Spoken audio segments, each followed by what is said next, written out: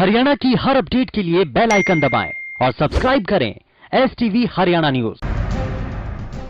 नमस्कार, आपके साथ मैं अनामिका अजय मिश्रा। आप देख रहे हैं प्राइम टाइम डिबेट। कृषि कानूनों पर सियासी लाभ लेने के लिए पार्टियां बेकरार हैं। कोई किसानों के गुस्से को अपने पक्ष में भुनाना चाहता है तो कोई इस कानून को किसानों के हित में बताकर उसे अपने पाले में करना चाहता है। एक तरफ कांग्रेस ट्रैक्टर यात्रा के माध्यम से कृषि कानूनों को किसान विरोधी बता चुकी है, तो अब बीजेपी ने कांग्रेस के जवाब में धन्यवादी ट्रैक्टर रैली कर कृषि कानूनों को किसान के हित में करार दिया। पेश है रिपोर्ट। कृषि कानूनों पर विरोध और समर्थन का दौर जारी है। कुछ किसान विरोध कर रहे हैं तो कुछ किसान इस कानून का समर्थन भी कर रहे हैं। विरोध और समर्थन के बीच सियासी पार्टियां भी अपनी रोटियां सेकने से बाज नहीं आ रही हैं। बड़ौदा उपचुनाव से पहले कांग्रेस ने प्रदेश में राहुल गांधी की ट्रैक्टर यात्रा कराकर किसानों के गुस्से को भुनाने की कोशिश की, तो अब कांग्रेस के ट्रैक्टर यात्रा के जवाब में बीजेपी ने भी ट्रैक्टर रैली कर साबित कर दिया है कि सारे किसान कृषि कानूनों का विरोध नहीं कर रहे हैं।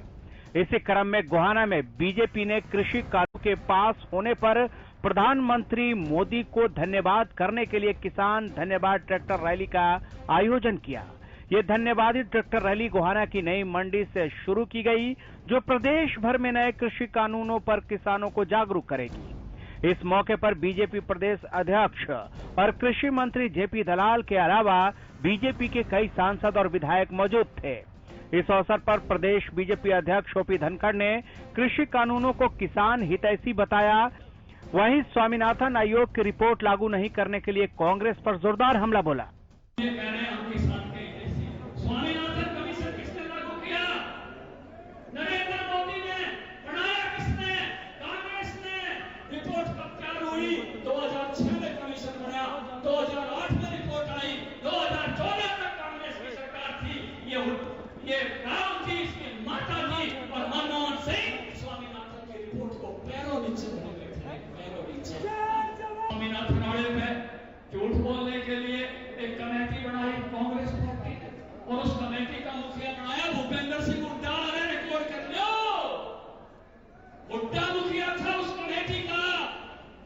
5 मुख्यमंत्री थे कमेटी में। 2010 में मनमोहन को हुड्डा वाली रिपोर्ट लेके आया था, और कांग्रेस पार्टी से अपनी रिपोर्ट लागू नहीं करा पाया। बड़ी रिपोर्ट। वहीं पूर्व सीएम भूपेंद्र सिंह हुड्डा, पूर्व कांग्रेस अध्यक्ष राहुल गांधी और रॉबर्ट वाड्रा पर जोरदार हमला बोलते हुए ओपी धनखड़ ने कहा कि पूंजीपतियों को जमीन देने का आरोप बीजेपी पर नहीं बल्कि कांग्रेस पर है। हमको कहते हैं कि हम पूंजीपतियों को जमीन दे देंगे। यह सरकारी खड़ी है, किसान भाई खड़े हैं। सड़क बनाने की सिवा इस सरकार ने कोई जमीन एक्वायर नहीं करी। किसी का 1 फुट की आवक बता दो। 17,000 एकड़ पूंजीपतियों को जमीन देने का आरोप किसी पर है तो भूपेंद्र सिंह हुड्डा पर है, रॉबर्ट वाड्रा पर है, उस कांग्रेस की सरकार पर है। हमसे नहीं है। आपके बीच में जो बात कहते हैं और डंके की चोट पे कहते हैं, ऑन रिकॉर्ड कहते हैं, इन्होंने जमीन दी थी। इसलिए राहुल आया, लोग विरोध बटने के लिए वहीं चिल्ले थे। और इतनी लोग ने कह रहा उधर रॉबर्ट की टीम गए मीठी किल्लाएं फोटो तकने की। उधर कृषि मंत्री जेपी दलाल ने भी कांग्रेस पर जमकर निशाना साधा। जेपी दलाल ने कहा कि कांग्रेस पार्टी लोकतंत्र के लिए खतरा है। उन्होंने कांग्रेस पर किसानों को भड़काने का आरोप भी लगाया। उसके अंदर प्रवृत्ति जो कांग्रेस को चलाती है, जो परिवार चलाता है, उसकी प्रवृत्ति ये है कि वो लोकतंत्र में विश्वास नहीं करते। पहले भी उन्होंने आपातकाल लगाया है, दूसरे विपक्ष के नेताओं को जेलों में डाला है, और आज जब देश सारा एकजुट है, चीन और पाकिस्तान की तरफ देश देख रहा है, उसको मुंह तोड़ जवाब देना चाहता है, और कांग्रेस के नेता सेना का मनोबल गिराने की कोशिश करते हैं, चीन की भाषा बोलते हैं। एक तरफ बीजेपी ट्रैक्टर रैली से कांग्रेस पर वार कर रही थी, तो दूसरी तरफ नेता प्रतिपक्ष भूपेंद्र सिंह हुड्डा पलटवार कर पूछ रहे थे कि इस यात्रा से किसानों को क्या मिला। क्या मिल गया किसानों को? किस बात के लिए कर रहे हैं? MSP नहीं मिल रही तो किसानों को क्या मिलेगा? वहीं इनेलो सुप्रीमो ओपी चौटाला ने भी किसानों के मुद्दे पर सरकार पर निशाना साधा है। कैथल में इनेलो कार्यकर्ताओं से मुलाकात के बाद ओपी चौटाला ने प्रदेश सरकार पर जोरदार हमला बोलते हुए जनता को लूटने का आरोप लगाया। किसान की बेकदरी हुई है इस राज्य में। किसान, कमेरा, व्यापारी, कर्मचारी, कारखानेदार, मजदूर सबके साथ बुरा हाल है। ये तो ठगोरों का एक गिरोह है जो लोगों को लूट के खा रहा है। जो इन लोगों से कोई प्यार नहीं। कृषि कानूनों को लेकर किसान आक्रोशित हैं। 3 नवंबर को चक्का जाम करने का ऐलान भी कर दिया है, तो दूसरी तरफ प्रदेश बीजेपी अध्यक्ष ट्रैक्टर रैली कर किसानों को जागरूक करने में जुटे हैं और ये बता रहे हैं कि ये कानून किसानों के विरोध में नहीं है बल्कि उनके हित में है। Bureau report, Haryana news.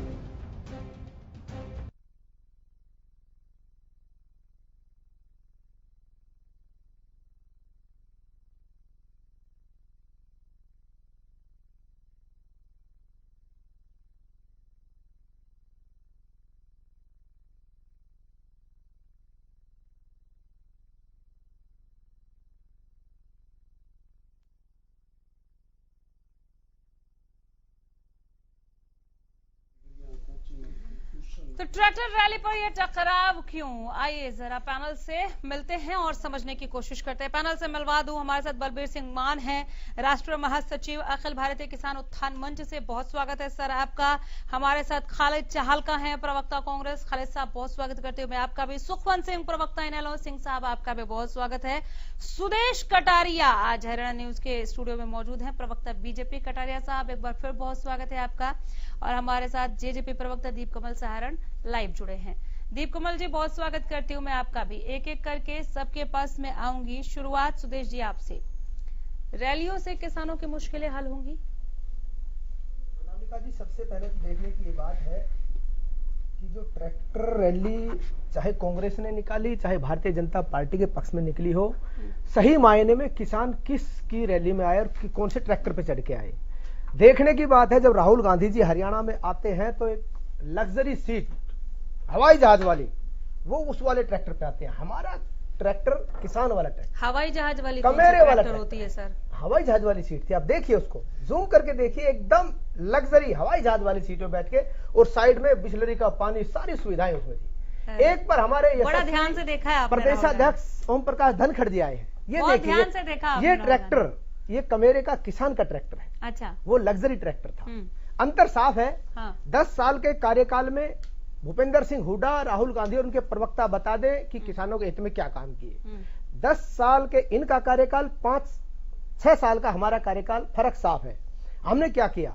Swaminathan आयोग लागू बनाया इन्होंने, लागू हमने किया। कोई रिपोर्टें लागू नहीं।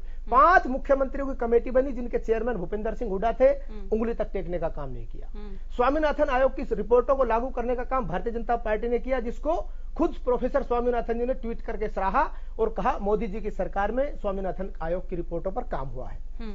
जिस दिन हमने सत्ता संभाली, माननीय मुख्यमंत्री मनोहर लाल जी आए। सत्ता संभालने के बाद वो दक्षिण हरियाणा बिजली और पानी के लिए प्रताड़ित था, पिछले 20 साल से प्रताड़ित था। सबसे पहली कलम से अगर हमने कोई काम किसानों के लिए किया तो दक्षिण हरियाणा में आखिरी टेल तक पानी पहुंचाना। तो किसान सड़क पर क्यों है? मैं बता रहा हूं अनामिका, वो किसान नहीं थे। देखने की बात है, समझने की बात है, वो कार्यकर्ता थे। आज भी सही मायने में किसान, सही मायने में किसान आज गोहाना में थे, जो हमारे प्रदेशाध्यक्ष माननीय ओम प्रकाश धनखड़ जी के नेतृत्व में, जो मोदी जी का धन्यवाद करने आए थे, सही मायने में वो किसान है। वो कार्यकर्ता थे, वो कार्यकर्ता थे कांग्रेस के, प्रायोजित है। क्या कर रहे हैं सर आप? बिल्कुल। अनामिका जी सुन लीजिए, नहीं 1 मिनट, पूरा तो हो जाने दीजिए, मेरा पूरा हो जाने दो। सर ऐसे बहुत लंबा हो जाएगा। नहीं, वो प्रायोजित कार्यक्रम था, ये सही मायने में बहुत लंबा हो जाएगा। मैं आ जाऊंगी आपकी बात का जवाब देने। पर चढ़ के आए। ठीक है, खालिद साहब क्या कर रहे हैं आप लोग? ये क्या चल रहा है? किसान की बात उठ रही है या कांग्रेस बीजेपी की लड़ाई चल रही है? असल में भाजपा को किसान शब्द का मतलब ही नहीं पता। अच्छा, इनका कहना है कि जो इनसे अलग खड़ा होगा या तो वो देशद्रोही है या फिर वो किसी पार्टी का कार्यकर्ता है। इनका मतलब है कि जो इनके साथ खड़ा है, भाजपा के जो साथ खड़ा है, वो किसान भी है और देशभक्त भी है। सच ये है कि राहुल जी खुद नहीं आए, किसानों ने उनके न्योता दिया, किसानों ने, हरियाणा और पंजाब के किसानों ने उनको बुलाया।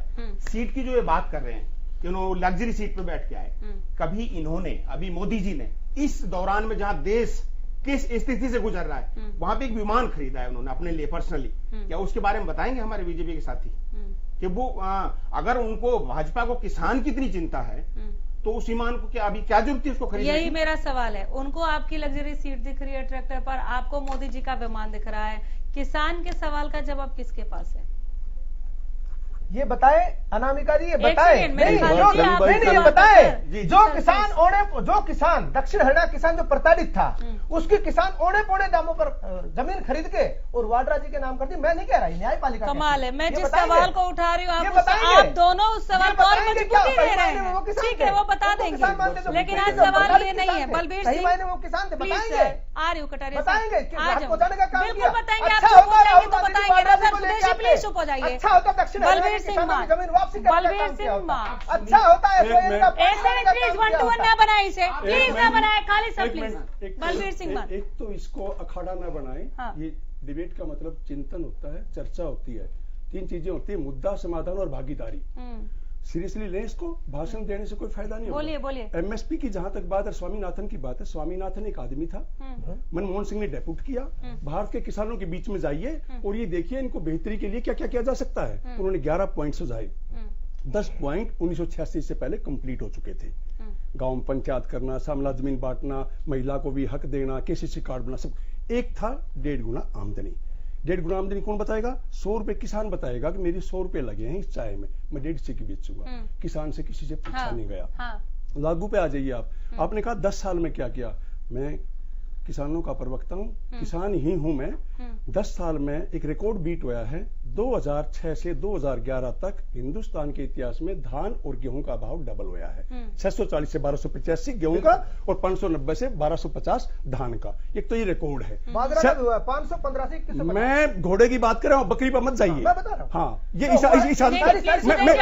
मैं अपनी बारी में बोल रहा हूं, मैं बीच में बोला नहीं था, हमें भी सब पता है। अब अजीब ट्रैक्टर की बात, छोटा कमेंट ले रही हूँ, किसी के पास भाषण के लिए नहीं रुकूंगी। अब ट्रैक्टर पे आ जाइए। बात वो नहीं ट्रैक्टर पे कौन बैठा है, बात वो किस पर्पज के लिए आ रहा है। हिंदुस्तान का 90% कार्यकर्ता किसी भी पार्टी का किसान के ही बच्चे होते हैं। वो एक कार्यकर्ता ये थोड़ा होता है फैक्ट्री में बनता है, चाहे बीजेपी के हों, चाहे इनेलो के हों, चाहे जजपा के हों, चाहे भाजपा के हों, चाहे कांग्रेस के हों, किसान के बच्चे ही होते हैं वो।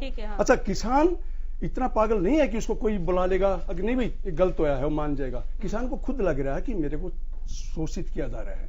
जब 1964 में शास्त्री जी ने एमएसपी शुरू की थी, 2 साल अकाल पड़ा है, 62 में युद्ध हुआ था, 63 में अकाल पड़ गया है। एमएसपी क्या है कि किसानों को आश्वस्त किया जाए कि तुम फसल बोओगे तो बिकेगी क्या नहीं बिकेगी।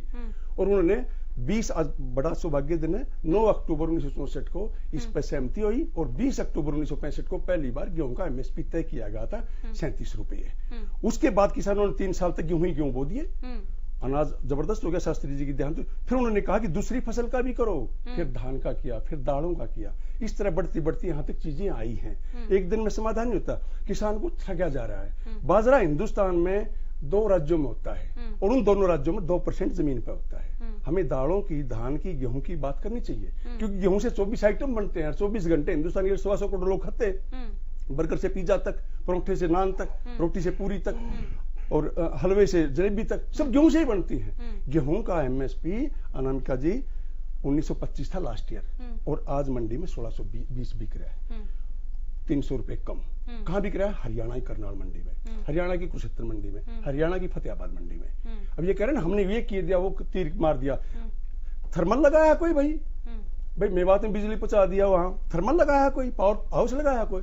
कलम से नहीं होते हैं ये, पावर हाउस बनते हैं, वहां से बिजली डिस्ट्रीब्यूट होती है, कंडक्टर्स होते हैं। चलिए मैं जवाब लेती हूँ। दीप कमल सहारण जी, अनामिका जी जवाब दीजिए।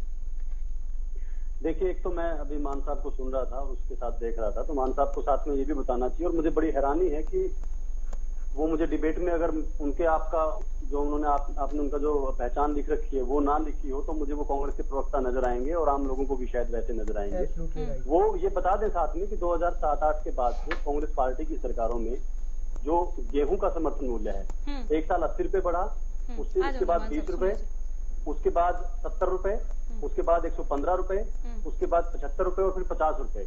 एक साथ में 20 रुपए भी बढ़ा है। ये मैं 2006-07 के बाद से 2007-08 से लेके 2014 तक का बता रहा हूँ। रिकॉर्ड मेरे सामने reserve bank of India .org.in website पर उपलब्ध है सामने। एक साल ऐसा था 2005-06 के बाद जिसमें एक साल एमएसपी में 200 रुपए बढ़ोतरी हुई थी। 650 रुपए से सीधा 850 रुपए किया गया था। सिर्फ एक साल ऐसा था जी। बाकी में 20, 50, 70, 85 ये रुपए कांग्रेस पार्टी के कार्यकाल में बढ़ते रहे। दूसरी बात, जहां तक किसानों का मसला है, और बीच में मैं बाकी साथियों को भी सुन रहा था, कांग्रेस पार्टी और सुदेश कटारिया जी को भी सुन रहा था। यहाँ पर लड़ाई ये नहीं है कि किसानों के हित में क्या है और किसानों के अहित में क्या है। यहाँ पर जो सारी लड़ाई आज के दिन हमारे सामने है ना, वो ये है कि किसानों को समझाया क्या गया है और किसान कौन सी बात समझने में विफल रहे हैं। ये सारा का सारा है। दुर्भाग्य ये है हमारे देश में कि झूठ के पैर नहीं होते। झूठ जो है वो जंगल की आग की तरह फैलता है, और कोई भी सरकार हो 60-65% लोग उससे नाराज होते ही हैं, क्योंकि 30-35% लोग इसको वोट देते हैं। बाकी लोग किसी न किसी रूप में, चाहे वो बेरोजगारी का मसला हो, महंगाई का हो, बिजली पानी की समस्या हो, सड़कों की दुर्गति हो, गाँव में और कोई बुरा हाल हो, अलग अलग कारणों से भी वो नाराज होते हैं। मुद्दा कोई एक बात बन जाती है। पिछली सरकार के कार्यकाल में, जब कांग्रेस पार्टी की सरकार यूपीए की देश में थी, तब एक लोकपाल नाम का मुद्दा बन गया और सारा देश उस लोकपाल के नाम पर कांग्रेस पार्टी और यूपी के खिलाफ हो गया। जबकि मैं मानता हूं कि उनमें से 90-95% लोगों को लोकपाल से ना कोई लेना देना था, ना उनको लोकपाल की समझ थी। आज के हमारे किसानों को, जो चाहे कांग्रेस पार्टी के कार्यक्रमों में आ रहे हों, चाहे आज कहीं सिरसा बैठे हों या बाकी चीजों में आ रहे हों, आप उनसे इन 3 कानूनों के बारे में पूछ लीजिए। एक से दूसरी लाइन नहीं मिलेगी आपको 90% लोगों की जुबान पर कि उसमें एमएसपी की लाइन क्यों नहीं है। इसके अलावा दूसरा नहीं है। अब बीच में बड़ी दुर्भाग्यपूर्ण तरीके से आपके पैनलिस्ट मान साहब ने ये डिक्लेयर कर दिया कि स्वामीनाथन आयोग की रिपोर्ट की सिर्फ एक बात छोड़कर गई थी कांग्रेस पार्टी, 1.5 गुना कीमत करने वाली। बाकी सारा इन्होंने कह दिया कि सारा का सारा काम स्वामीनाथन आयोग रिपोर्ट का हो गया था। थोड़ी शर्म कीजिए, आप किसानों का प्रतिनिधित्व कर रहे हैं। क्या आपकी संस्था में जो किसान हैं, उनके सामने खड़े होकर आप ये कह सकते हैं कि 2014 में स्वामीनाथन आयोग की रिपोर्ट पूरी लागू हो चुकी थी, एक्सेप्ट एक बात, सिर्फ एक बात को छोड़कर? क्या आप कह सकते हैं उनके बीच में? यहाँ टीवी डिबेट में आप कुछ भी कह दीजिएगा, कोई अपना एजेंडा चलाइएगा और अपनी पहचान किसान नेता के रूप में रखिएगा। मैं किसी और किसान यूनियनों का जो हाल है, मैं एक बात कह रहा हूँ जिम्मेदारी, सॉरी ये मेरी व्यक्तिगत कैपेसिटी में मैं कह रहा हूँ, मैं हरियाणा का बेटा हूँ, किसान का बेटा हूँ। किसान यूनियन जिम्मेदार है किसानों की बदहाली के लिए। अपनी राजनीति करते हैं, अपने काम करवाते हैं नेताओं के पास बैठकर, सरकारों के पास बैठकर, अपने बेटे भतीजों को लगवाते हैं, बिकते हैं ये किसान नेता।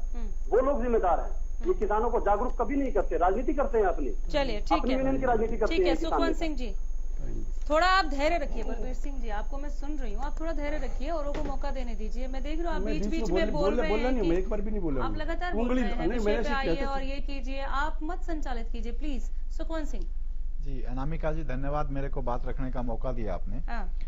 देखो, एक हरियाणा में एक कहावत है कि भाई फलाने ने फलाने की रैली काट दी।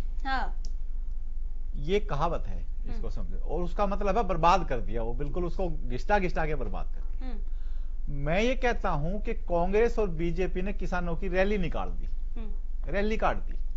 और यहां पे आप देखेंगे कि बिल्कुल मान साहब से सहमत हूं कि ये अखाड़ा इसलिए बनाते हैं मान साहब कि दोनों के पास ही कोई ये वो नहीं है बताने के लिए कि हमने किसानों के लिए क्या किया, और दोनों इस बात पे लड़ेंगे।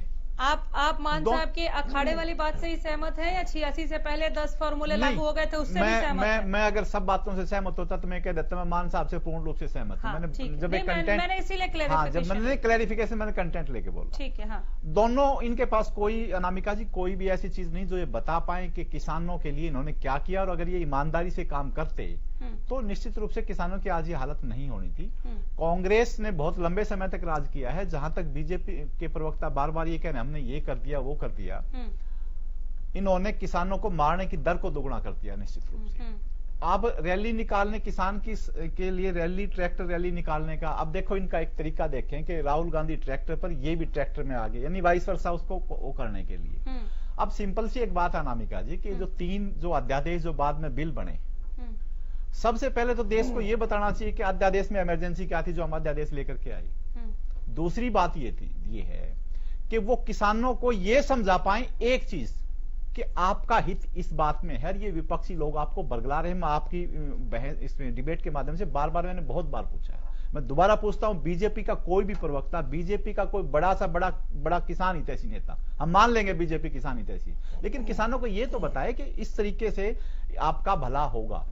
एमएसपी की जहां तक बात है, अब सबसे बड़ा सवाल किसानों का यही है, और हमने भी इनेलो ने लगातार उठाया, चौधरी अभय सिंह चौटाला हर डिस्ट्रिक्ट में गए, हमने ज्ञापन दिया, और हम लगातार इस बात को उठा रहे हैं कि ये तीनों जो बिल हैं, ये डेथ वारंट है किसान का, और ये लोग कॉर्पोरेट के साथ मिलकर के और किसान को बर्बाद करना चाहते हैं, उसको मारना चाहते हैं। आज तक ये मैं फिर पूछता हूं अपने योग्य साथी से, कटारिया जी बहुत योग्य प्रवक्ता हैं, वो ये बता दें सिर्फ एक बात, आप छोड़ो सब चीजों को, आप सिर्फ एक बात बता दो कि किसान का भला इस तरीके से होगा और कॉर्पोरेट किसान को नहीं मार पाएगा, हमने ये इसमें अरेंजमेंट किया है। सिर्फ एक बात कहते हैं कि हमने किसान को आजादी दे दी। अब आजाद तो किसान पहले से, मैं बार बार उस कानून का नाम पूछता हूं जो किसानों को पहले अपनी जीन्स को मंडी से बाहर बेचने से रोकता था, वो उस कानून का नाम बता दे। पहले से आजाद है किसान, इस बात का ये ना करें हमने किसान को आजाद कर दिया। अब अनामिका जी जो है वो शुगर कोटेड जहर बेच रहे हैं ये लोग, इन्होंने कॉर्पोरेट को आजाद कर दिया किसान को मारने के लिए, शुगर कोटेड जहर। और इस बात का इनके पास धनखड़ साहब जो अपने आप को मतलब शूडो फार्मर लीडर बताते हैं बहुत बड़ा, कि उनके जैसा, तो वो कहते हैं कि चौधरी चरण सिंह और चौधरी छोटराम ने कुछ नहीं किया, चौधरी देवलाल ने कुछ नहीं किया, वो इतने बड़े बात कहते हैं। वो ये बताएं, यहां पे भाषण झाड़ने की जरूरत नहीं है, वो सिर्फ एक बात बता दें कि किसानों का भला इन अध्यादेशों के माध्यम से, हम जो पिछली स्थितियां थी जो कांग्रेस ने तैयार की, किसान को मारा, उन स्थितियों को चेंज करने के लिए हमारी ये है। ठीक है, कानून की लैंग्वेज जो है वो होती है, थोड़ी कॉम्प्लिकेटेड होती है, हो सकता है हमारे जैसे कानून के विद्यार्थियों को भी समझ में ना आए, हम किसानों को समझ में ना आए, लेकिन ये इंटरप्रिटेशन करके उस कानून की बताएं तो, और ये बताएं कि हम किसानों का भला इस प्रकार से करना चाहते हैं। बड़े सीरियस जवाब उनसे ले लेती हूँ, लेकिन आपने ये 86 से पहले स्वामीनाथन की 10 सिफारिशें लागू हो गई थी, इस पर कुछ नहीं कहा। मैं अनामिका जी देखो, अगर वो 86 से पहले स्वामीनाथन आयोग तो मेरे ख्याल से 2004 के आसपास आया, 6 में, जो मैं समझ पाया, अगर मैं गलत नहीं हूं तो फिर वो 86 से पहले कैसे लागू होगी? आप उसको दूसरे तरीके से कह सकते हैं, लेकिन स्वामीनाथन आयोग जब बाद में बड़ा है तो सुदेश जी जवाब दे दीजिए। अनामिका जी एक सेकंड के लिए वो ऐड कर लेने दीजिए, बोलिए। हाँ, वो रेट्रोस्पेक्टिवली कैसे लागू हुई वो मैं नहीं समझ पा रहा, वो मान साहब क्लैरिफाई कर देंगे उसको, लेकिन वो 4 में बना है स्वामीनाथन आयोग, कांग्रेस ने बनाया, उसका ड्रामा किया, फिर लागू नहीं किया।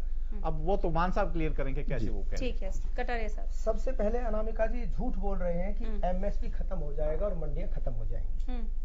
देश के माननीय प्रधानमंत्री जी ने भी कहा, मुख्यमंत्री जी ने भी कहा, हमारे प्रदेशाध्यक्ष ने भी कहा, हमने विश्वास दिलाया और एमएसपी पर खरीद हो रही है। इनकी ढोल की पोल तो यहीं खुल गई। क्या जो किसान अपनी फसल उगाता है उसको दूसरी जगह बेचने का अधिकार नहीं है?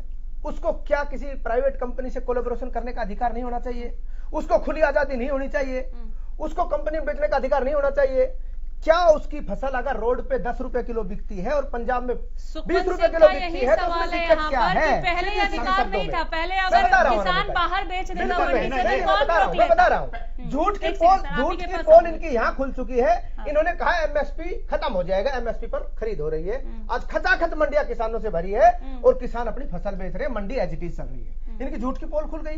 दूसरी बात, जो अध्यादेश लाए गए हैं ये आर्थिक आजादी देने के लिए इसलिए है, अगर कोई 5 किसान इकट्ठे होकर किसी कंपनी से कोलैबोरेशन करके तो और उससे पैसा लेके अगर कोई फसल उगाकर बेचता है और अच्छे पैसे कमा सकता है तो आर्थिक आजादी नहीं तो क्या है? ये आर्थिक आजादी नहीं तो क्या है? केंद्र सरकार का एक ऐतिहासिक और क्रांतिकारी कदम है और जो लोग इसका विरोध कर रहे हैं वो सही मायने में किसान के हितैषी नहीं है, किसान के सबसे बड़े दुश्मन है वो। इसको समझाने की बात करें, इसको बरगलाने का काम ना करें, किसानों को बरगलाने का काम कर रहे हैं। जिस प्रकार से मान साहब ने कहा, मान साहब ने प्रोफेसर स्वामीनाथन जी को दत्ता बता दिया। प्रोफेसर स्वामीनाथन जी बड़े योग्य आदमी थे, बहुत विद्वान आदमी थे। उन्होंने कहा कि जो मैंने नीतियां बनाई उसका अनुसरण अगर किसी ने किया तो देश के प्रधानमंत्री मोदी जी ने और भाजपा की सरकार में किया गया। इनके समय में गेहूं का रेट 630 होता था, आज 1975 है। इनके कार्यकाल की बात कर रहा हूं। इनके कार्यकालों में किसानों को ठगा जाता था, किसानों को डरा धमकाकर उनकी जमीन को हड़प के उनकी जमीन को वाड्राजी के नाम किया जाता था। आज ऐसा नहीं है। आज आखिरी ट्रेन तक पानी पहुंचाने का काम किया जाता है। आज एमएसपी को 1.5 गुना करने का काम किया जाता है। आज किसानों को आर्थिक आजादी देने की बात की जाती है। और जब वो आर्थिक आजादी दे रहे हैं तो उसमें लोड करने का काम कर रहे हैं। आज आपने जो किसान धन्यवादी रैली किया उसमें किसानों के लिए क्या संदेश दिया आपने? हमने ये समझाया कि ये किसानों की आर्थिक आजादी है जो सर छोटू राम जी करना चाहते थे। धन्यवाद हाँ, मैं बता रहा हूं। धन्यवाद शब्द को समझाए ना आप, मैं बता रहा किसानों को हूँ धन्यवाद सबसे पहले तो जिस दिन ये अध्यादेश हमने लागू किया उस दिन बहुत सारे किसान संगठन आके धन्यवाद करके गए, माननीय मुख्यमंत्री जी का, प्रधानमंत्री जी का भी। लेकिन उसमें रोड अटकाने का काम कांग्रेस ने किया, प्रायोजित कार्यक्रम करके और रोड पे धरना प्रदर्शन करके, और जिस प्रकार से इन्होंने हरियाणा में आग लगाने का, क्यों करेगी राजनीतिक जमीन खिसक चुकी है इनकी। अच्छा, ये किसानों के नाम पर राजनीति चमकाना चाहते हैं। लेकिन उधर से तो कुमारी शैलजा ये कह रही है कि कांग्रेस आने जा रही है, नहीं चलाने देंगे, हम किसानों को समझाने का काम करेंगे। सही मायने में किसानों के लिए जड़ी बूटी है, सही मायने में किसानों के लिए आर्थिक आजादी है, सही मायने में किसान के लिए सदृढ़ करने का और किसान को मजबूत करने का एक बहुत चलिए नायाब किसान तरीका को तय करने दीजिए। बलबीर जाऊंगी मैं, एक बार जरा इनका कमेंट में ले लूं। खालिद चाहलका साहब जी, इन्होंने कहा कि जो लोग इस बिल का विरोध कर रहे हैं वो किसान विरोधी हैं। मेरा ये कहना है, और वो कांग्रेसी है। इस देश का ये कहना है कि जो भाजपा और उसके मित्रों का विरोध कर रहे हैं जो लोग, इनका मानना सीधा सीधा ये है कि जो लोग इसका बिल का विरोध कर रहे हैं कांग्रेस पार्टी के कार्यकर्ता हैं या कांग्रेस पार्टी है। एब्सोल्युटली। मैं ये कह रहा हूं कि आपको ये कहना चाहिए कि जो इस बिल का विरोध कर रहे हैं भाजपा के उद्योगपति मित्रों के दुश्मन है, जिनके सुनो नहीं प्लीज, मुझे ब्रेक के लिए कमांड आ रही है, मुझे बलबीर जी के पास भी जाना है प्लीज। दीप कमल साहब के पास ब्रेक के बाद। हाँ, एमएसपी की बात बार बार आ रही है। अगर किसान ये कह रहा है, हरियाणा का किसान ये कह रहा है कि आप कानून बना रहे हैं, बन गया कानून, उसमें एक लाइन लिख दो एमएसपी रहेगा। हम कह रहे देश का प्रधानमंत्री कहने से नहीं, प्रदेश का मुख्यमंत्री कह रहा है, जब आप प्रदेश का प्रदेश भाई सुनो तो प्रदेश सही, के आप रिकॉर्ड की बात बताइए। जब आपके समय में एमएसपी क्या था, हमारे समय में क्या है? आप लोगों ने किसानों के लिए क्या किया और हमने क्या किया? आप टेक्निकल बताएं, सुन तो लो, आप किसानों को समझाएं। अरे सुन तो लो, आप सुन विधायक अच्छा रहता है अनामिका जी, इनके विधायक धरने पे बैठे, इनके विधायक धरने पे बैठे ना मंडी की व्यवस्था को लेकर, वो क्यों बैठे? वो अधिकारियों को लेकर बात कर रहे हैं। अधिकारी से संजीवनीता बोलती प्लीज राहुल गांधी सुदेश जी प्लीज आप दोनों शांत हो जाइए, दोबारा मैं आने वाली नहीं हूँ। और दक्षिण का प्लीज सुरेश कटारिया हो गया। बलबीर सिंह बोलिए, बोलिए बलबीर जी बोलिए प्लीज। अब हो गया, आप please Sudesh ji please, panel में और मेरे को बोलने दोगे? बोलने देगा सर प्लीज, बोलने देगा भैया? सुदेश जी प्लीज प्लीज आप बताते रहे। किसानों से पूछिए सर, अपनी बारी में बोलिए, हमने बहुतों को सुन लिया, बहुत किसानों से पूछ लिया है सर, अपनी बारी में, अपनी बारी में बोलिए बलबीर जी, बोलिए बोलिए। अच्छा होता है, सवाल का समाधान हो जाता है। अच्छा होता है, बलबीर जी को आप बोलने देते। आप नहीं चाहते क्या? शोर मचाने से कभी चलिए यहाँ पे जब तक ये शांत होते हैं, हम ब्रेक से लौट कर आते हैं, क्योंकि कुछ निकलने वाला है नहीं इस चिल्लम चिल्ली से, ये अखाड़ा नहीं बनना चाहिए। एक बहुत ही छोटा सा ब्रेक ले रहे हैं, फौरन लौटेंगे।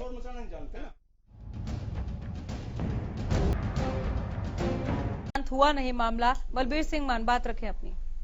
जी, ये नाम है कि मेरे से 2-3 पर्सन करे, एक भाई शायद जजपा के हैं वो दीप कमल जी। हाँ जी, उन्होंने कहा कि इन्होंने स्वामीनाथन की बात कही। स्वामीनाथन के 11 पॉइंट थे।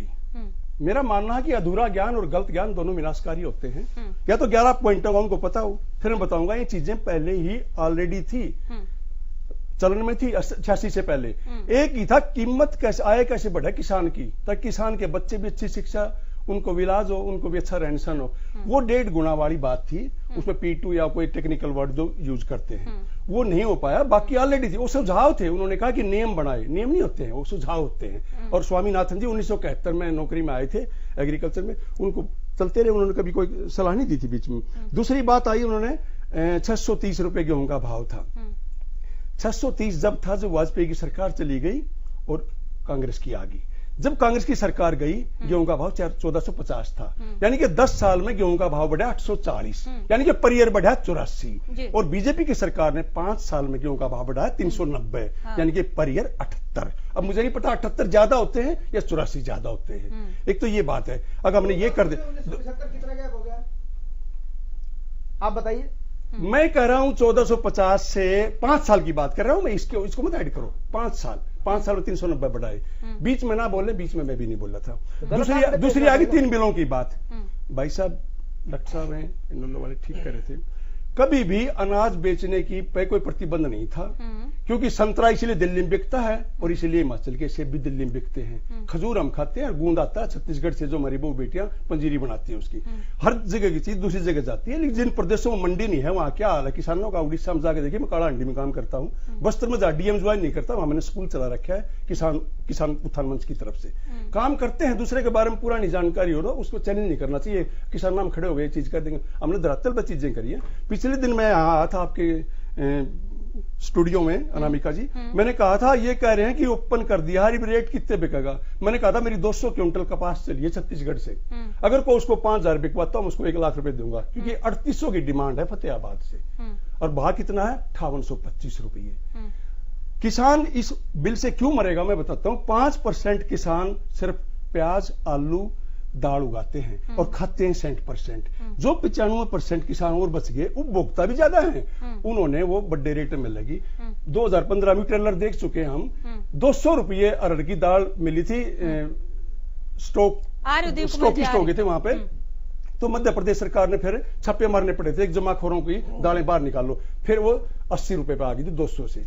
तो इससे नुकसान होगा। तीसरा है कॉन्ट्रैक्ट खेती।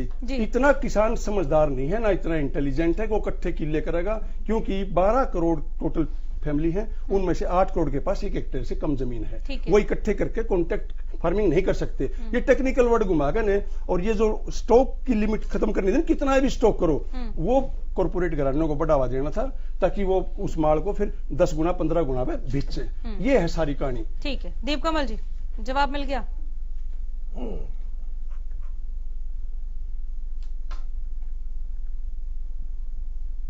कार्यकाल में 84 रुपए 1 साल का बढ़ा और बीजेपी के कार्यकाल में 78 का, जो 6 रुपए के अंतर पे इन्होंने सर्टिफिकेट दे दिया अपनी तरफ से डिबेट की शुरुआत में कि कांग्रेस पार्टी ने बहुत भला किया था। 6 रुपए के अंतर पे, ये इनका कथन है। मैं आंकड़े निकालूंगा तो मेरे आंकड़े कहते हैं कि 1400 रुपए कांग्रेस पार्टी छोड़कर गई थी और आज के दिन 1985 है, तो ये 78 नहीं, इससे ज्यादा बनता। खैर वो अलग विषय। दूसरा, जो ये तीनों जो इन्होंने अभी गिनवाए हैं बातें, इनको साथ साथ किसानों को ये समझाना चाहिए कि तीनों ऑप्शनल हैं, तीनों वैकल्पिक हैं। कॉर्पोरेट अगर आप कॉन्ट्रैक्ट फार्मिंग करता है आपके साथ, तो आपके पास आएगा। अगर आपका मन करेगा तो कीजिए, नहीं मन करेगा तो आप पारंपरिक तरीके से करते रहिए। अगर आपको ओपन मार्केट में बेचने का मन है, अच्छा रेट मिल रहा है, तो ओपन मार्केट में जाइए, किसी दूसरे शहर में जाइए, दूसरे राज्य में जाइए, अपने ही शहर के किसी प्राइवेट व्यापारी को दीजिए। अगर आपको अच्छा रेट मिल रहा है और अच्छी सुविधा मिल रही है तो दीजिए, नहीं तो आपके लिए मंडियां यूं चल रही है। तीसरा, जो स्टॉकिंग वाला है, उसका इस्तेमाल जितना अगर व्यापारी कर सकता है उतना ही फार्मर कर सकता है। बीच में एक बात और मान साहब ने कही कि प्याज महंगा हो जाएगा तो वो जो किसान है वो कंज्यूमर भी है, वो खरीदता भी है, उसको महंगा मिलेगा।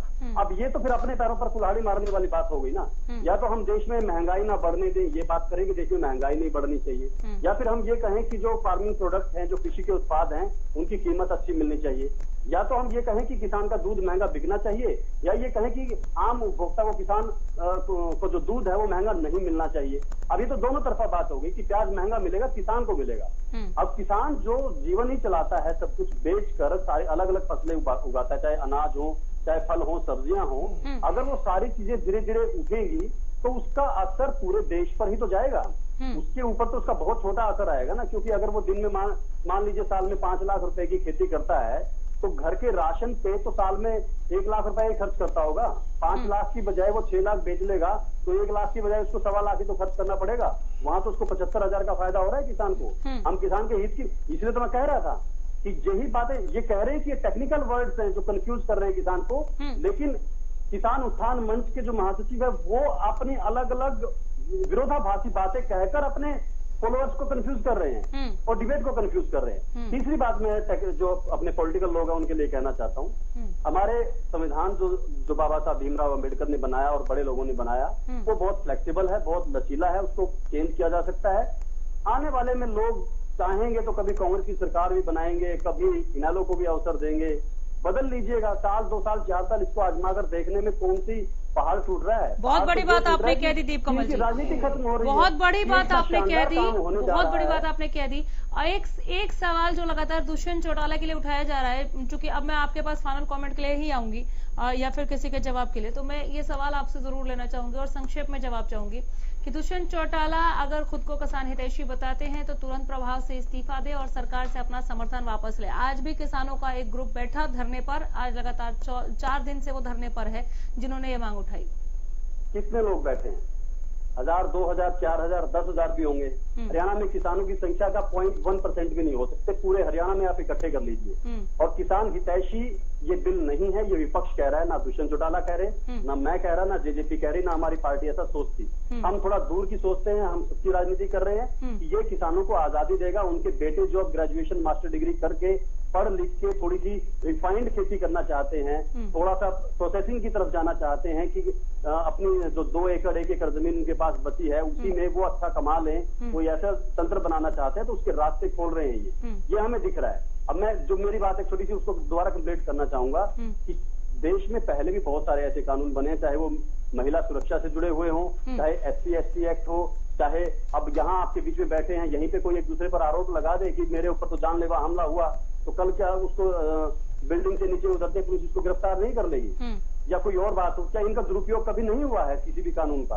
सारे कानूनों के साइड इफेक्ट होते हैं, लेकिन कभी देश की सरकारें नहीं रुकी, देश नहीं रुका आगे बढ़ने से, आगे के कानून बनाने से। उनको अनुभव करते हैं, सुधारते हैं वक्त के साथ। चलिए ठीक है, सुखवंत जी। अनामिका जी, मेरा थोड़ा मेरे को समय दें क्योंकि लंबी बात हुई है। बोलिए। सबसे पहले मैं जेजेपी के दीप कमल जी की बात से शुरुआत करता हूं। मैं बड़े अच्छे योग्य साथी हैं, लेकिन वो नहीं बता पाए जो सवाल मैंने पूछा था कि कौन सा कानून किसानों को जींस बाहर बेचने से रोकता था। और वो एक बात कह रहे हैं कि तंत्र डेवलप करेंगे जी, तो तंत्र किस प्रकार डेवलप करेंगे आप ये बता दो। वो नहीं बता पा रहे किसी बात पे। दूसरी बात सर, आपका ये सवाल थोड़ा और समझा देंगे आप, क्योंकि अगर कोई कानून किसानों को बाहर बेचने से नहीं रोकता था तो एक गारंटी, एक सिस्टम, एक व्यवस्थित तरीके का माहौल भी तो नहीं देता था ना। पहले क्या एग्रीमेंट साइन हुआ करते थे? आप मेरे से पूछ रहे हो सवाल? बिल्कुल आप ही से पूछ रही हूँ मैं। सर आप सवाल समझा दीजिए कि पहले किसान आजाद नहीं था। मैं समझाता हूँ। आपने बड़ी अच्छी बात की, मैं समझाता हूँ। अनामिका जी, जो मंडी एक्ट था ना 1961 में बना था, वो पंजाब की government, Punjab agriculture marketing produce act था वो, और उसके तहत मंडियां बनाई गई थी। मंडियां इसलिए बनाई गई थी कि जिन लोगों को इसका एग्रीकल्चर उत्पाद का वाणिज्यिक काम करना था, व्यापार करना था, उनके लिए मंडियां थी। किसान अपने उत्पाद को कहीं भी बेच सकता था, उससे कोई अपनी जरूरियात के लिए, सिर्फ जरूरियात के लिए कहीं भी खरीद सकता था। उसके खेत में, सड़क पर, कहीं पर भी कोई रोक नहीं थी। कोई रोक नहीं थी। इसलिए उसको बेचने की कोई रोक नहीं थी। किसान अपने खेत में पैदा हुई कितने ही जींस को कहीं भी बेच सकता था। मैं ये कह रहा हूँ, ये किसान की आजादी की बात गलत है, इसलिए मैं सवाल पूछ रहा हूँ कि लेकिन जो सिस्टम अभी दिया है ना ये ओपन मंडी के नाम पर सरकार ने, क्या ये एक सिस्टम था या मेरी मर्जी है मैं बाहर बेच सकती हूँ? ये सिर्फ एक क्लॉज आप लेकर बैठे। एक मिनट, आपने सिर्फ ये एक सेंटेंस पकड़ा है कि किसान पहले भी अपनी मर्जी से अपनी फसल बाहर बेच सकता था, अब भी बेच सकता है, तो ये नया क्या लाए हैं? बेसिकली आपका यही सवाल है ना सर? नहीं, ठीक नहीं, मेरा सवाल ये है, जैसे बार बार ये कह रहे हैं कि हमने किसान को आजादी दे दी, तो वो आजादी तो आजाद पहले था, अब कौन सी आजादी दी? मेरा ये है, मैं एक बार कंप्लीट कर लूं। उन्होंने एक पूरा सिस्टम रखा है सर, कमाल कर रहे हैं आप। कोई सिस्टम नहीं अनामिका जी, आप unorganised Deep Kamal ji please. मैं वही कह रही हूँ, दीप कमल जी, अगर कुछ नया नहीं है तो मैं वही कह रही हूँ सर। अगर कुछ भी नया नहीं है तो फिर विरोध क्यों है? लीजिए आगे सवाल, मैं यही पहुंच रही थी। अनामिका जी, मैं कंप्लीट कर लूं? मैं कंप्लीट करूं? कीजिए। ये ऑर्गेनाइज और अनऑर्गेनाइज की जो आंकड़ों में जो किसान को फंसाने की बात है ना, उसको बैक आने की बात है, ये अलग तरह की। आपकी बात मान लेते हैं ना सर, सब पहले के जैसा, ये तो विरोध क्यों? पहले जैसा नहीं है ना। अब मान साहब ने कहा, मैं कह रहा हूं कॉर्पोरेट के चंगुल में फंसाने की बात है। हम कह रहे हैं उस शंका का निराकरण करें। Deep Kamal ji please, Deep Kamal ji please. पहले दूसरी बात, दीप कमल जी कह रहे हैं कि जो पुरानी व्यवस्था थी ना, वो कुछ दिन हम ये व्यवस्था देख ले, फिर बदल के देख ले। मतलब कुछ दिन आप जहर खा के देख ले, अनाज फिर खा लेना। मतलब ये क्या तरीका है? क्या आप कुछ दिन जहर खा के देख ले, डेथ वारंट पे साइन करके आप किसान को समझाने की कोशिश कर रहे हैं। कमल जी प्लीज, अगर चाहे तो वो कर सकता है। अनामिका जी, ये जिसको ये वैकल्पिक बात बोल रहे हैं ना, उसको धीरे धीरे कोई विकल्प किसान के पास नहीं बचेगा, उसी तरफ ले जाएंगे। हाँ, मैं बता रहा हूँ कैसे। क्योंकि बीजेपी अब सर जो कानून में बात है उसी में बात कीजिए, हवा में मत बोलिए। ये किसान विरोधी राजनीति है। आ जाऊंगी दीप कमल जी, आ जाऊंगी, मैं थोड़ा बोल लेने दीजिए। दीप कमल जी आप दीप कमल जी को रोको एक बार, आप बोलिए बोलिए। इतनी झूठी राजनीति है। ठीक है दीप कमल जी, आ जाऊंगी मैं, आ जाऊंगी। वो इसलिए मैं एक एग्जाम्पल के माध्यम से समझा, कानून की बात। हाँ मैं कानून की बात समझा। किसी भी कानून को बीज बोते ही पौधा नहीं बन जाता, उसके जो बैड इफेक्ट्स है बहुत बाद में आएंगे। जैसे मैं एक एग्जाम्पल के बताता हूँ आपको कि 2000 के आसपास बैंक मैनेजर किसानों को चाय पिलाते थे, विकल्प था कि आप केसीसी लो चाहे ना लो। ठीक है। और वो विकल्प आज के दिन क्या स्थिति है, सब लोग किसान कर्जे में धसे पड़े हैं, उनकी जमीनें गिरवी रखी हैं 20 साल के दौरान। वो वैकल्पिक थी, जैसे अब कह रहे हैं कि वैकल्पिक है, को लो ना लो, लेकिन माहौल ऐसा पैदा कर दिया कि वो केसीसी लेके आज मरे पड़े। दूसरी बात इसमें जो सबसे बड़ी बात ये है, जो कॉन्ट्रैक्ट खेती की जो मान साहब ने उठाई, या एसेंशियल कमोडिटी एक्ट की बात जो शंकाएं हैं, उसका निराकरण नहीं है। अब बीजेपी के प्रवक्ता कह रहे हैं जी, प्रधानमंत्री जी कह रहे हैं इससे अच्छा हो जाएगा। अरे उस प्रधानमंत्री जी का हम कैसे विश्वास करें कि उनके कितनी बातें झूठी चलेगी। मुख्यमंत्री जी को तो एबीसी का नहीं पता खेती का क्या है। अब बात ये हो रही है कि अब इनसे जब कोई सवाल पूछते हैं बीजेपी और जेजेपी से, तो ये कहते हैं कांग्रेस ने मारा जी, हम भी मारेंगे क्योंकि इन्होंने मारा है। अब उनके वो दूसरी बात, खालिद साहब एक दूसरी बात है ना, अब जो मंडी चल रही, एक बात और आ रही है, एक बात सिर्फ 10 सेकंड में अपनी बात कंप्लीट करता हूँ। दीप कमल जी कितना कोऑपरेट करें, 10 सेकंड में मेरी बताता हूँ। अब कह रहे हैं ना आज मंडी चल रही है जी, एमएसपी मिल रहा है। अब अनामिका जी, किसी भी चीज को फंसाने के लिए, पिंजरे में फंसाने के लिए उसको थोड़ा लोभ देना पड़ता है। अच्छा, ये चीजें ये करके, और ये सिर्फ ये शुगर कोटेड जहर है। ये 100% ये बदलाने का मामला है। हाँ निश्चित रूप से पिंजरे में फंसाने के लिए आपको लोभ देना पड़ता है। थोड़ा वक्त दीजिए दीप कमल जी की बात पूरी होने दीजिए। हाँ दीप कमल जी, केसीसी का जो एग्जाम्पल दे दिया किसान क्रेडिट कार्ड का, और मतलब मुझे हैरानी है इस बात की, सुविधा जो कि 0% पर, 0% पर किसान को ब्याज देती है, ऋण देती है 0% ब्याज पर, कोई उसका ब्याज नहीं लगता। 7% लगता है, 3% राज्य सरकार माफ करती है, 4% केंद्र सरकार माफ करती है, अगर समय पर भरते हैं तो। अगर समय पर, अब कल कोई कहे कि बिजली की सुविधा दे दी, इलेक्ट्रिसिटी दे दी, और लोगों के दीप कमल जी ये कह रहे हैं कि किसान कर्जा लेके खा गए, लोगों के लंबे बिल आ रहे हैं। यही बात है ना आपकी, किसान कर्जा लेके खा गए पूरे हरियाणा के। जेजेपी के प्रवक्ता यही तो कह रहे हैं ना। बिजली दे दी, क्या ये तर्क दिया जाएगा कि बच्चों के लिए स्कूल खोल दी ताकि उसे फीस ले सके? बिल्कुल नहीं, ये तर्क दिया जाएगा। खाली चल का केसीसी का तो एग्जाम्पल दे रहे हैं, किसानों के लिए क्रांति लेकर आए हैं केसीसी, जिन्होंने उसका सदुपयोग किया है। मैं खुद उसको उपभोक्ता हूँ। आपकी वैकल्पिक बात पे कहा मैंने, आपने ये कहा ना कि वैकल्पिक व्यवस्था दी है, तो मैंने बताया वैकल्पिक व्यवस्था किस प्रकार से 9 विकल्प का कार्ड बनती है, किस रास्ते पे डाल रहे हो आप, मैंने ये बताया। किसान क्रेडिट कार्ड भी खत्म हो जाए तो आप किसान के बेटे होकर सोचिए क्या कह रहे हैं आप। इतनी झूठी राजनीति कर रहे हैं आप। बात में कह रहा हूँ, हो जाएगा। ठीक है, खाली चल का बोलिए सर, आप सुन लीजिए, बर्बाद हो गए। ठीक है दीप कमल जी, आ जाओगे, दोबारा आ जाओगे सर, 4 मिनट बचे खाली। अभी सब लोग ये कह रहे हैं कि किसान के लिए क्रांति लेके आएगा।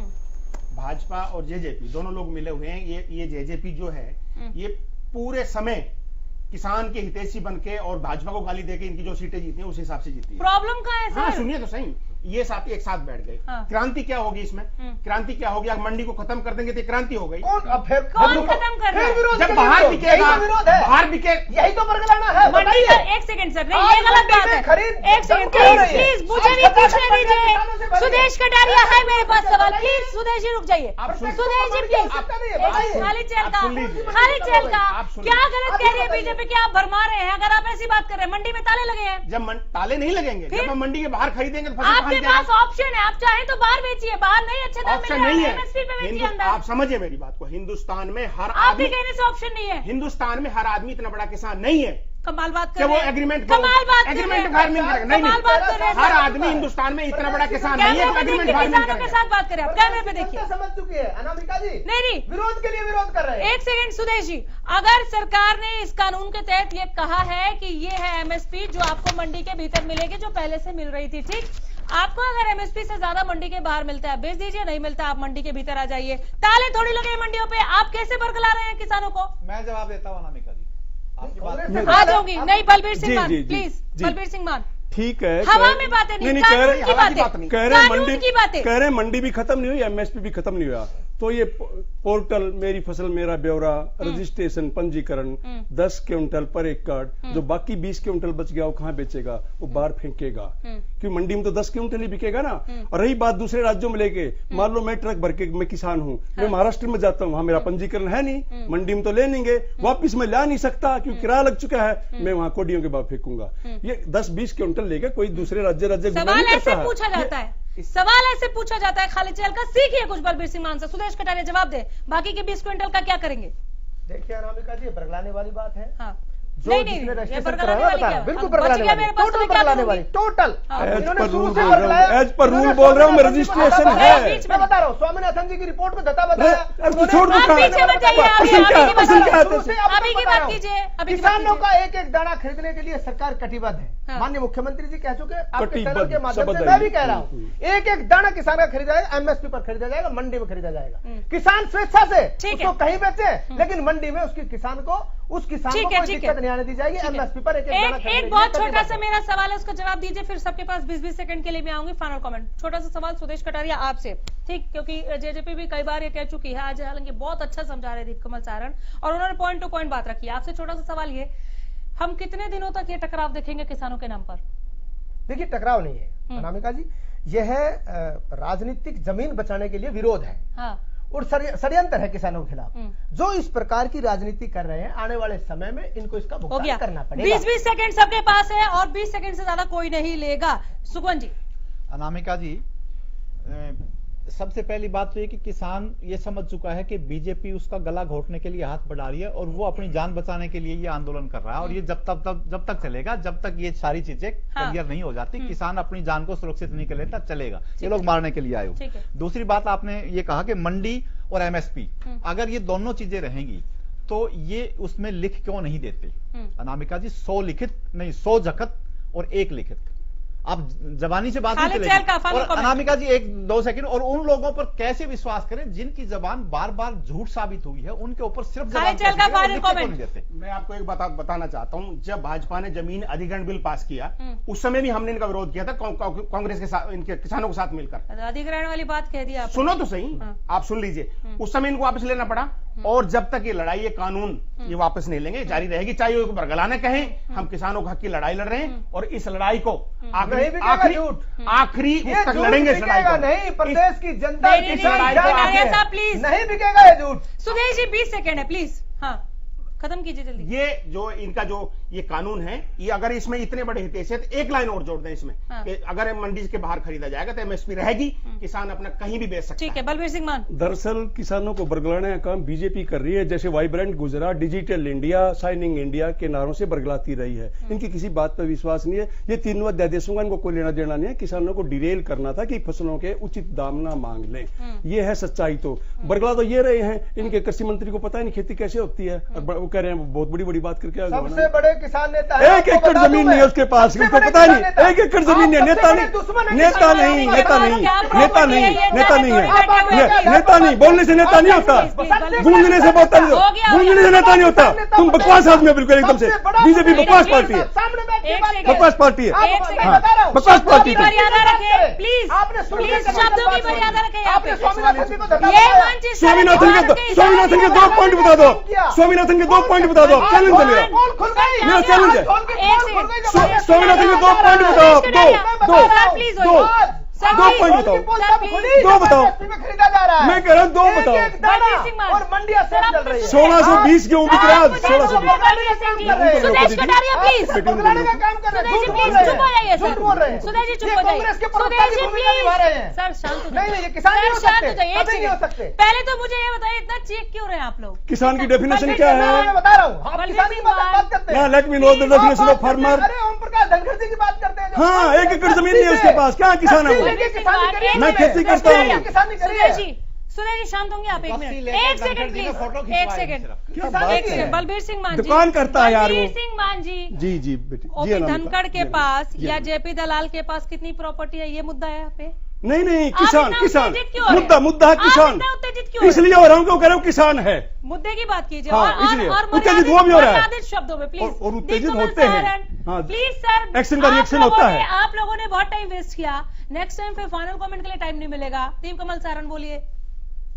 देखिए अनामिका, बीच में क्योंकि ये पैमाने भी गलत इस्तेमाल किए जा रहे हैं और तुलनाएं भी गलत हो रही है। हाँ। किसान को इसी तरीके से फरमाया जा रहा है। अब बीच में मान साहब ने एक बात कही कि मेरी फसल मेरा ब्यौरा के नाम पर किसानों को बेवकूफ बनाया जा रहा है या उनको परेशान किया जा रहा है। सारे पैनलिस्ट जानते हैं इस बात को कि पूरे देश में और हरियाणा में गन्ने की खेती पिछले कई दशक से, जब से मिले आई है, कोऑपरेटिव मिले आई है, तब से ही उनका पहले से रजिस्ट्रेशन होता है कौन कितने एकड़ की गन्ने की फसल कर रहा है और उनको बकायदा इसी तरीके से क्रम वाइज पर्चियां भेजकर उनका नंबर लगाकर बुलाया जाता है।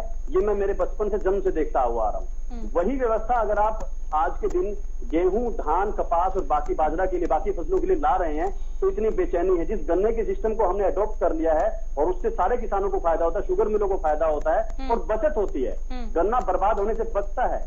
अगर वही व्यवस्था बाकी जगहों पर आ रही है तो अल्टीमेटली देश की फूड सिक्योरिटी के वो काम आएगा और बाकी जो किसान है उसके लिए भी कहीं ना कहीं सिस्टम आएगा। मैं मानता हूँ कि थोड़ा सा इतना जोर अगर हम जागरूकता पर लगा ले तो ये समस्या हल हो जाएगी राजनीति की बजाय। ये आंदोलन जागरूकता का ही तो है, आंदोलन जागरूकता के लिए लगा रहे हैं, के लिए विरोध कर रहे हैं, किसान को बरगलाने का काम कर रहे हैं। सही मायने में किसानों को आर्थिक आजादी देने का और नई क्रांति लाने का एक कानून है। अगर इसको अपनाएंगे, इस अध्यादेश को अपनाएंगे किसानों के बीच में, हम जा रहे हैं, हम जा रहे हैं, जाए। आज हमारे प्रदेश में किसान उमड़े हैं, हमने समझाया, हम समझाने का काम करें। हमारे एक एक कार्यकर्ता किसानों के बीच में जाके समझाएगा, इनकी झूठ बिकने नहीं देगा। चलिए ठीक है, बहुत शुक्रिया आप सबों का डिबेट में आने के लिए, शामिल होने के लिए, हिस्सा बनने